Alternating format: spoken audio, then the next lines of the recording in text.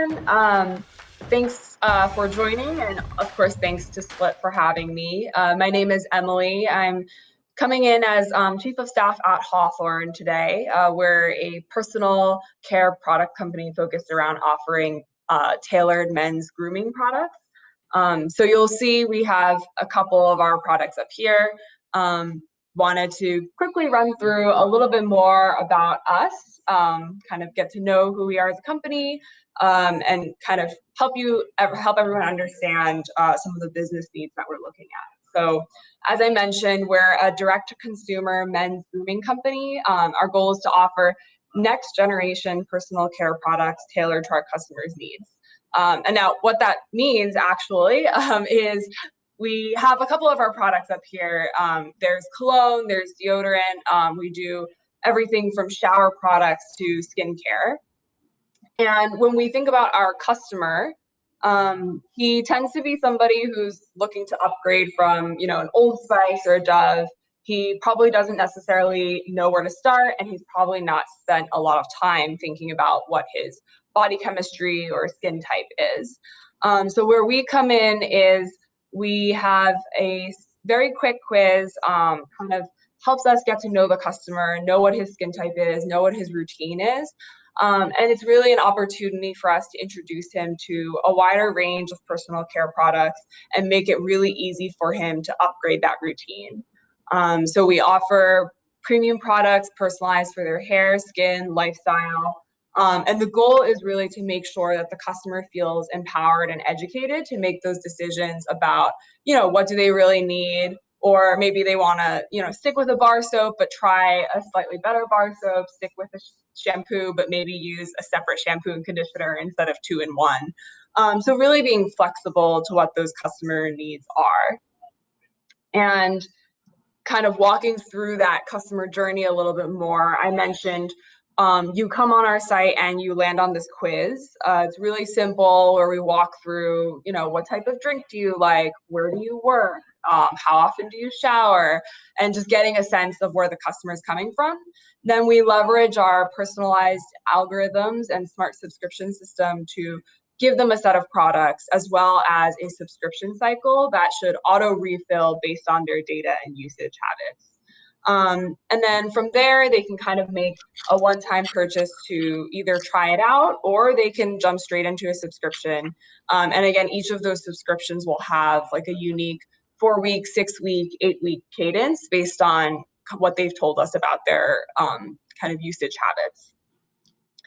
So obviously, a lot of our customer journey lives on our site. We're an e-commerce company, and you'll see down here in the tailoring card, we spend a lot of time personalizing that insight experience, thinking about, say you need a thickening shampoo, or that you have really dry skin, what types of products can we recommend you? But there's also a side of it beyond the website. Once you get to that last step, discovering your products, using your products, and not running out because you have the subscription cycle, there's also a next step around, what happens next if you're subscribed. Are you just going to see the same products every week? Are you going to, or not every week, but every cycle? Is there anything else that we can do offline after the customer checks out, where we can create a personalized experience for them from beginning to end, including that renewal and subscription process? Obviously, part of the value proposition of a subscription is that it's really straightforward, right? You know what you're getting, you know when you're getting it. And so the goal is for us to still operate within that framework of, okay, I have a deodorant, I'm getting it every 8 weeks. I know what I'm getting. I don't really want any surprises there. But what else can we do to create that kind of sense of personalization and sense of newness for our subscribers? So that was kind of the starting problem for us as we were working through our customer lifecycle, thinking about opportunities to really add that personal touch throughout the full experience. And what we landed on was this type of surprise and delight experiment. And so what it means is basically rather than messing with the subscription experience itself, we want to surprise our customers with a gift, and really hope that that will translate into enhanced customer experience and also increase subscriber retention. So depending on kind of where the customer was assigned, they might receive a gift as part of their first renewal order, or for the unlucky half that were not assigned, they might not receive anything.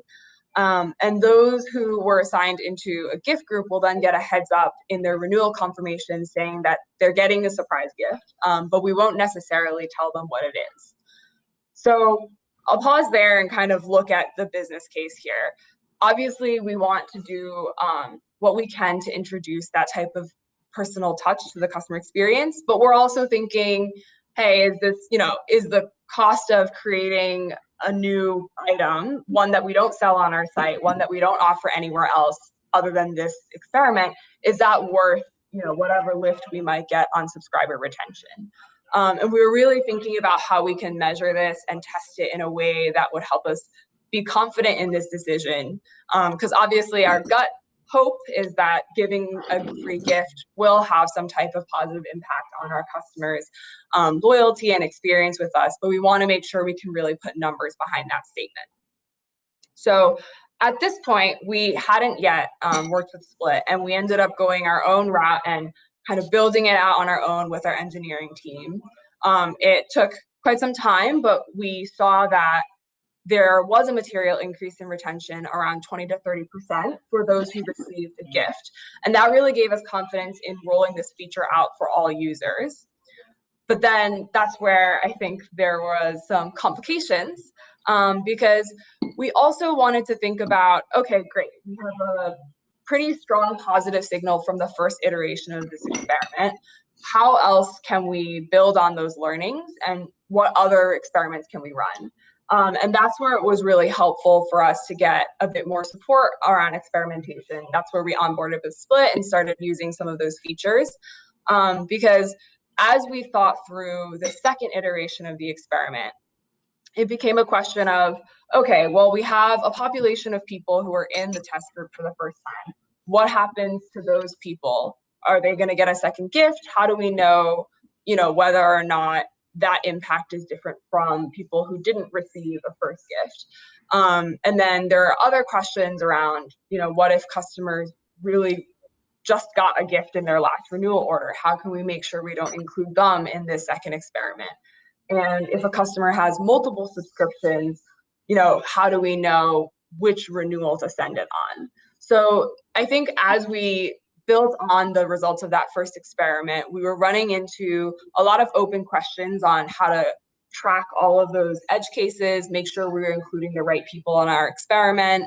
Because most of our customers have multiple subscriptions, we had to be really careful about making sure we weren't sending the same gift 3 times to the same person, or we were sending a second gift right after we had sent out the first gift. Obviously, overarching all of that, there's a question of, well, how do we actually measure the impact on retention for the second iteration? If we have sent out a gift to a customer on the first renewal, we also want to make sure that we know whether or not the second gift on their third renewal order actually had a positive impact on their retention. So with all of those kind of considerations in mind, we basically distilled our experiment into 3 distinct asks. So the first would be to roll out the first version of this surprise and delight experiment out for all remaining customers. So if you go back and think about our first experiment, we tested it with 50% of our population, which means that there were still 50% of subscribers who hadn't received their gift. Now that we had confidence that it was positively impacting our retention, we were ready to move forward and roll that out for all of our remaining customers. But we also had to identify and make sure we were tracking which of those customers didn't receive a gift the first time around, and make sure we were serving them that treatment this time around. The second component was to actually run the A/B test around the second version of this experiment, which is basically sending out an additional gift on the third renewal.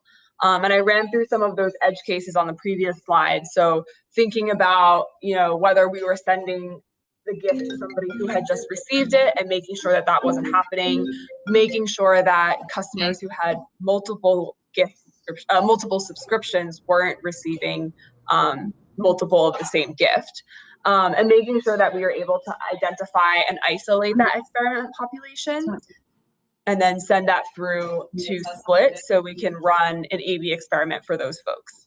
And we were also able to track and make sure that we could see those metrics as we were running the experiment. And then finally, looking more towards the future, we also wanted to make sure that we were able to, build it in a way that it could be flexible in case we wanted to experiment further or in case we wanted to make any changes to this current feature. And the way that we were able to do that with a lot of the Split features was using those feature flagging components to make sure that we are able to flag the version 1 and version 2 experiments based on customer attributes, and then also releasing and tracking that version 2 experiment for all relevant subscribers. So not only were we able to make sure that we were getting it to the right people, we were also able to get metrics and tracking live and see kind of how each experiment was performing. And then finally, thinking around what other changes we might want to make, we were able to build it so that it could be flexible even for non-technical stakeholders. So thinking about some cases where maybe we're running low on inventory for the gift and we want to be able to quickly turn that feature off so that we're able to still send out our orders. If we think that we want to run a different experiment or if we want to temporarily disable it because we're running a different type of promotion, it's also really easy for us to do that now with any of our team instead of having to kind of rely on engineering to gather all those requirements, go in, build, take the time it takes to kind of put it directly into our site and then, turn it back on or off whenever we need to. So that kind of was how we went through the process of running that experiment. And we ultimately saw that there was an additional lift in retention, even among those who had received a gift already in their first renewal. So I think you remember I said around a 20 to 30% lift in retention the first time around. This time when we were sending out a gift to the people who were on their third renewal, we also saw an additional 10% lift there. So from a very narrow view, the experiment was really helpful in just helping us refine that subscription experience, making sure it still felt personal for our customers. And then from a broader view, we also were able to build the experiment in a way that future tests will be really quick and easy to configure. And we can also, turn it on and off depending on whatever other business needs might come up. So that kind of wraps up this specific deep dive on how we were able to use it for our subscriptions. Obviously, happy to answer any questions. So definitely head over to Slack to continue our conversation.